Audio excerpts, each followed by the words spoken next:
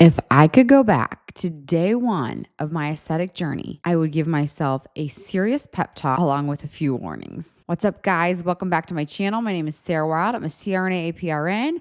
I'm a mom of three. I own my own aesthetic med spa, and I am here to spill the tea, help you guys know what to think about, what to avoid if you are in the same boat looking to start your own aesthetic practice, specifically as a CRNA, but this can apply to anyone out there looking to get into the aesthetic industry. Okay, y'all, if you have not listened to my previous episodes, we are doing a series on anesthesia to aesthetics, how I got into it, why I got into it, tips and tricks along the way, and so much more. If you have not listened to episode 1, 2, and 3, we will link them here for you to go check out.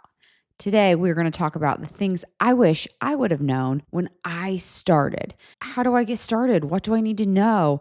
How do I get a contract for a medical director? How do I get a medical director? What training do I need to know? Which training's good? Do I sign this contract? Do I not? How do I get started without spending the most money? And the list goes on and on. So let me just start by saying every state is different. I cannot stress this point more. When I first started, it was so hard to find information on what I needed to do. I knew zilch about the aesthetic industry.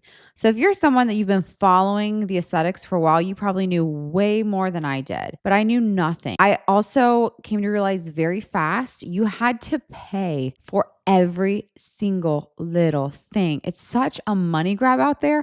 And don't get me wrong, I think it's appropriate for people to charge for things, but I just felt like every little thing was a money grab. And I hated that so much about this industry. So my goal with this episode and this whole series is just to shed some light on my journey, and hopefully it will help you along the way. And you don't have to pay anything to listen to this episode. First, I just want to start about the aesthetics industry as an overall. I think people initially hear, oh, she's an aesthetics, she must make so much money because people go in and spend all this money and do this and that. She must be rolling in the dough. That could not be further from the truth, guys. It is expensive. The products that we have to buy to provide the services are so expensive.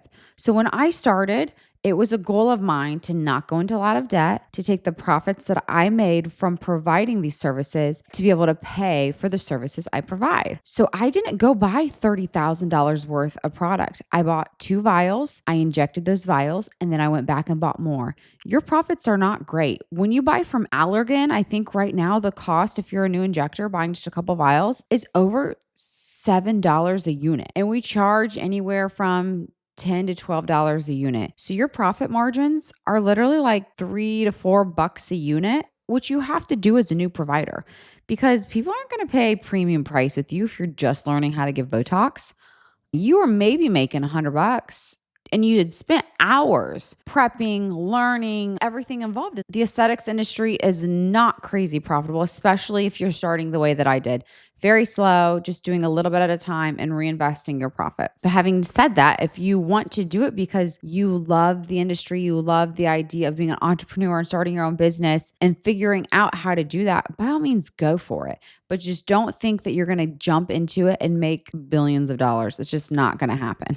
Just not even close to reality. I do think that people think because I own an aesthetic business, I make a lot of money from it. Couldn't be further from the truth. All of my profits that I make from my aesthetics business, I reinvest back into my business. I don't take any profits from it. I will say I only do it part-time. So if you're someone that lives in a bigger city and you can jump in and do it full-time, you can absolutely make it to where it's profitable for you to pay yourself a salary and that be what you live off of. That is just not my strategy. Thankfully, I have a very good job where I make great money as an anesthesia provider. So I can use that to be my investor, use what I need for my personal life, and then still be able to continue to invest in my own business. Let's talk training. Trainings drive me nuts, especially when you first start. There's a difference between a basic training and an advanced training. Advanced training with specific providers are worth their weight in gold. I still pay thousands of dollars to go do one-on-one training. I've gone out to Texas with Melissa Gibbons, I think 3 times now because she's been in the industry for 20 plus years.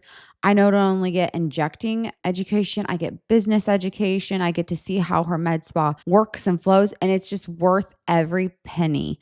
I have a list of providers that I want to go train with, and it will be expensive, but it's something that I'm willing to do because when you get to the right point in your career, that's how you're going to grow and do better is by learning from people already in the industry doing a great job. Basic training. You do not need to pay $5,000 for a basic training course, guys. And it's funny because I actually almost got sued over the fact that I called out this company that was doing that. They were literally trying to get people to pay an obscene amount for your initial basic training course. Your basic training course is literally just to give you the surface level education. It's like a weekend. It's like a day and a half. It's crazy how short this training is. It is what people do. I think I paid, it was about $2,000. I was in a course, MDs, PAs, NPs, and you had a book and it just gave basic education on the neurotoxins, anatomy, physiology, how to buy the product. We got to inject a couple people. We did filler and Botox. And it was like just so basic. It was intimidating to go home then and be like, okay, now I can just inject people, which that's why I call this industry the Wild West, because it really truly isn't regulated. You get your basic education. And I did talk about in a previous episode the importance of getting things set up before you get to that point. And if you haven't listened, work about getting in. If you haven't listened, I'm going to link it here because I talk about getting in with a good law firm that will provide you all your policies and procedures, consents, all of that stuff. And I'm telling you, like, I didn't have any of this when I started. Zero. I literally printed out basic consents off the internet, not realizing how important it was to have like stuff specific for the services provided. It was crazy. So definitely, I love Linjaya Law. That's who I use personally. What you pay as a retainer, you get to use in the future if you need anything. So it's not like you're just paying them this fee and that money goes away, but you're also paying them to have access to policies and procedures, consents, all of the things you will need. And I have plenty of friends in the industry that will help me out, be like, hey, do you have this? And they'll send it over, but it's not like you're going to ask them for every single document they own because all of that stuff is very customized to their practice as well. So you go to get your basic training course. My biggest recommendation, get your ducks in a row to where when you're done with your training, you can go home and start injecting people. Get 5 people lined up for the week you're home. Order that product, do your friends, family, and offer it as a discount and be very upfront. Hey, I'm new at this, but I really understand my anatomy. I'm going to be very cautious. Watch a billion videos. There are some decent resources on YouTube. I don't know if you guys have ever heard about Patreon, is where you can find really experienced injectors on Instagram who have like this club that you can get in where they show videos of injecting, give education. If you're like, should I follow this Patreon? Ask me and I will give you a very honest opinion, okay? There are a lot of people on social media in the aesthetics industry that are purely trying to grow their presence and they are not reputable providers in the industry. So you have to learn to read through the BS of everything. Don't just go months without injecting. I recommend shadow someone in their med spa and have them line up a day full of clients where you get to inject with that person coaching you and educating you and talking about it and correcting you. Here's another tip. So you have Botox Juvederm, which is Allergan. That's what all I started with. And then you have MERS. They have Xeomin and Radius. And then you have a bunch of different companies, okay? And they offer different products. I love Daxify. I love Dysport. They're all different companies, okay? So you can't just order it from one person. I would recommend choosing and sticking with one company. Just start until you're comfortable using it and then you can diversify. Because if you can buy a decent amount from them, then they will give you like samples and they will give you a little bit they'll help you out as a new practice. I highly recommend that. I didn't start out that way. And I joined this group where it was like, pay a fee and we'll provide you medical director and documents and stuff like that. And I didn't get any of the sample products to my reps. I didn't get reps coming to me to train. Your relationship with your rep is extremely valuable. It just prolonged me really learning the business. And you really need to learn the business of running an aesthetics industry where you're learning the rep system and how you can use that to your advantage of them coming in to train and all that stuff. I remember like doing my training and starting to inject, and I'm an anesthesia provider. Like I know my anatomy, physiology, pharmacology, like I understand this lingo. And I was freaked out because I'm like, I don't want to just get to the point where I drop someone's brow or I don't want an occlusion. So many people just say, it's going to happen to you. It just is what it is. And I'm like, I don't accept that. But I think that should always be our goal. Our goal should be excellence and lack of complication. I feel like for a lot of people, it's going to happen. But be very mindful of the complications that come with each treatment, what to look for that will help you be a good provider. Don't just poke to poke. Know where you're poking and why. Why are you poking here instead of here? Like a millimeter difference will have all of the effect on that muscle. So make sure when you do go to treat people, you have a why with every single injection. There are complications with everything. You need to talk to your patients, the risks involved, the possible complications, the bruising. I tell people, don't ever get poked by a needle if you're not willing to bruise. And every once in a while, I'll be like, gosh darn it, you're going to bruise there. I'm so sorry. And get some ice, get some arnica cream, provide a solution, but educate up front. That's always a possibility. Every time you use filler, there is a possibility of a vascular occlusion. Know what that is. Know what your treatment plan is. When I first started with filler, I was like, I don't know what's going on. I do not feel confident in this because how do I know I'm not providing a VO? What causes a VO? How to prevent it? Aspiration is so important. Get down to bone and aspirate and do not move that needle. Small aliquots are everything. If you're doing the lips, aspirate, but small aliquots, retrograde injections. Don't ever just inject large boluses into those lips because the lips are so vascular.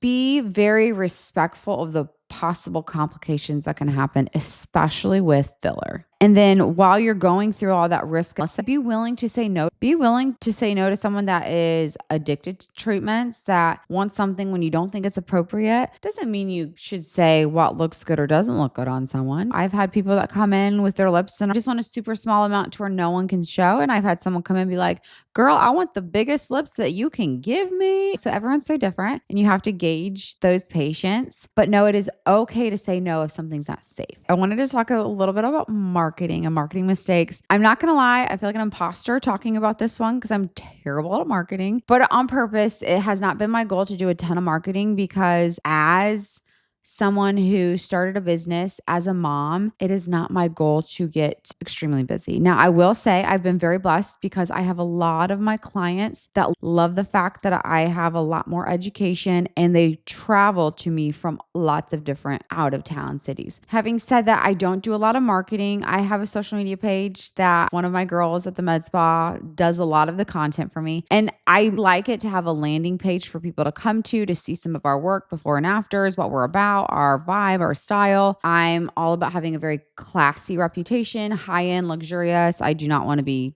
trashy by any means. That's just my vibe. That's who I am.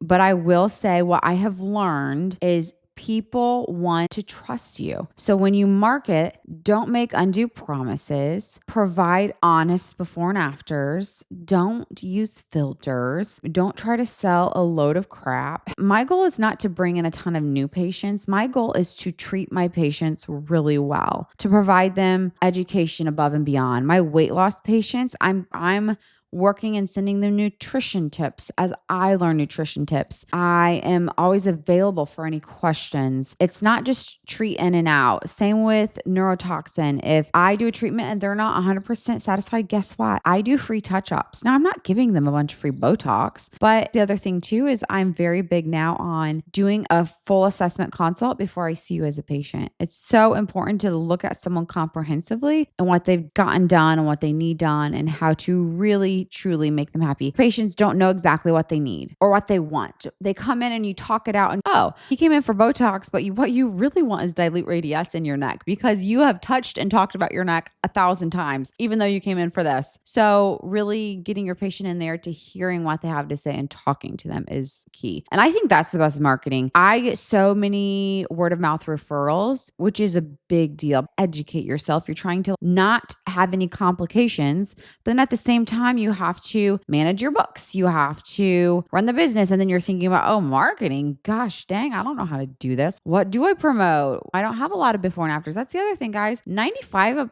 of my patients do not want me posting their before and afters. So it is hard to find content that people actually want to see. I do so much dilute radius in the neck to tighten and strengthen necks. Women do not want their necks on social media. It is what it is. And I respect that. And I don't ever push that, but that's just how it goes. So marketing can be a little tricky in that aspect. I love to do fun stuff here and there, but I always get a little weirded out when you go to someone's med spa page and it's all funny stuff. Are you just trying to get clicks to become popular on social media? Or are you trying to provide content for your clients to come see your work? And I say all this knowing I do social media. I know how that world works. Make sure you are providing something valuable to people, not just trying to get clicks and likes and funny comments and shares. So that's just a little bit on that. I want to talk a little bit about comparison and self-doubt. You ask anyone who knows me, I am like the most confident person to a fault. Like I will take something negative you say about me and I will turn it into a compliment because I am number 9 of 11 kids. I was beat down as a child and I just was given tough skin and I'm so thankful for it. And that's just who I am. I am gritty. I am like tenacious is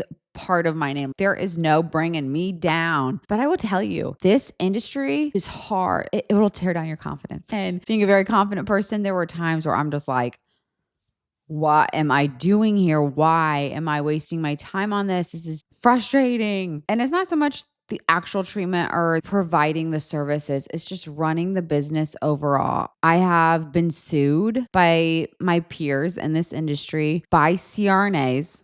I know, it's horrible. I've been threatened to be sued. And it's discouraging because it's guys, what's going on? We're supposed to be promoting each other. And I'll never forget someone once said, there are enough faces to go around. So we shouldn't be offended when someone wants to do their own thing. Watch me, okay? People are trying to tear me down. I'm moving forward and I'm going to just do this regardless. People are cutthroat. They are mean. But I will tell you, there are some really good people in this industry. I've just bonded with some really good-hearted people. Stick it out, find your people, let the drama go, and really focus on you and growing what you do. I think it is beautiful to be able to bring people in who lacking confidence for certain things. And who are we to judge that someone lacks confidence that their hair is thin or because they're overweight or because their lips are tiny or because they have a lot of wrinkles or they have a double chin. And being able to help them with those things gives them so much confidence. It is so rewarding and is so incredible. And don't let anyone tell you that it is not worth that. Because I can't tell you how many women I've had in my chair who are almost in tears because they'll say something like, my husband thinks it's dumb that I want to spend this amount of money on my double chin. But my double chin makes me so self-conscious. I don't want to take any pictures with my kids. I don't even want to go to the Christmas party because I feel fat or I don't feel pretty or yada, yada, yada. And I'm just like, honey, do you work? Can you pay for it yourself? That is your money. You do what is best for you. I'm all about enhancing your natural beauty. People aren't going to come to me if they want to look real abnormal. Like I'm just a very natural provider. I love wellness. I love health. I am not treating people that have an addiction to getting filler. People that come to me are very cautious and they have an insecurity and I'm able to help and give them a ton of confidence. And I love that so much. The last thing that I wanted to talk about is building a business as a mom. This is something that I'm super passionate about and I talk about a lot over my social media. And I will say, sometimes I just make funny reels about being a working mom and it pisses half the world off and then the other half of the world claps. So sorry if you're the half of the world that gets pissed off. But I love to encourage women to invest in themselves outside of being a mom. I think that's so important. It's like when you're on the airplane and the stewardess comes up and says, hey, in case of an emergency, the oxygen comes down. Give yourself oxygen before you give your baby oxygen. Not because it's selfish, but because you are not going to be able to provide adequate care to your child if you yourself aren't giving yourself oxygen, investing in yourself. And that's the same for every single woman. And that doesn't mean you have to have a full-blown career. That doesn't mean you have to be gone all day long. You could work from home. You could volunteer, whatever it is, but you have to have something. The reality is we are raising our children to leave our home and you are training them by them watching you and how you work hard and how you invest and all of these things we want our kids to be good at. And I say the same thing as you build a business, as you are building your aesthetics business. My biggest goal, top of the list when I started this business, balance. make sure I keep my priorities and this business has the proper place. And what that meant for me, I'm only at the med spa twice a week max. When I'm home with my kids, I'm not on my computer. I'm not on my phone. It's put away. I do my business work and I do my social media work after my kids go to bed because time with my kids is the most valuable. And I don't want my kids seeing me on the phone all the time. Now, don't get me wrong. Like, we'll watch funny little videos together or we'll make videos together, but I am not working. They do not see me working all the time. And if I did work more, sure, my business would probably be more profitable and I would probably have more clients and I would make more money. But that is not the goal for me. My goal is to grow and create something beautiful. This business of mine, I have big plans for it, but I've had to scale it in the proper timing that fits my goals. I always say my real power move is to have a career, own a business, and spend a lot of time with my kids. Now, don't get me wrong. I get up early, I go do things, I work out, but I am with my kids a lot, and that is so important to me. So really evaluate your priorities.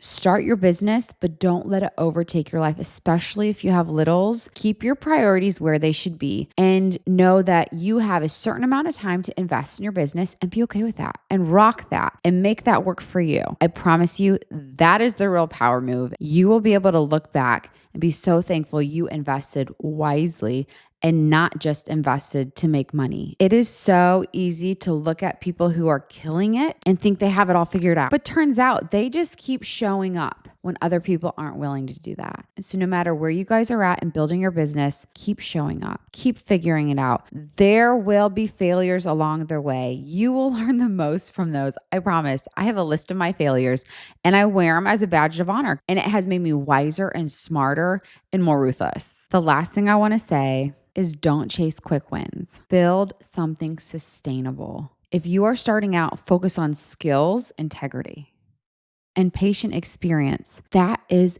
everything. Your growth will follow. If you are just chasing numbers and money, it will not be sustainable. I promise you. Thank you so much, guys, for hanging out with us today. Don't forget to subscribe to our channel, Wildly Authentic. We share all sorts of things from anesthesia to aesthetics to lifestyle content to really anything we feel like or have time for. If you don't follow me over on Instagram, my handle is swild.crna. Go follow us there and do us a favor, like this video, comment below, share something that you related to, where you're at in your practice, if you're building, if you want to, things that you've learned or maybe failures. I love to connect with people on that level because we've all been there. The reality is I need to do an episode on all of the mistakes I have made because we all have them. Anyways, all right, guys, thanks for being here. You guys have a great day.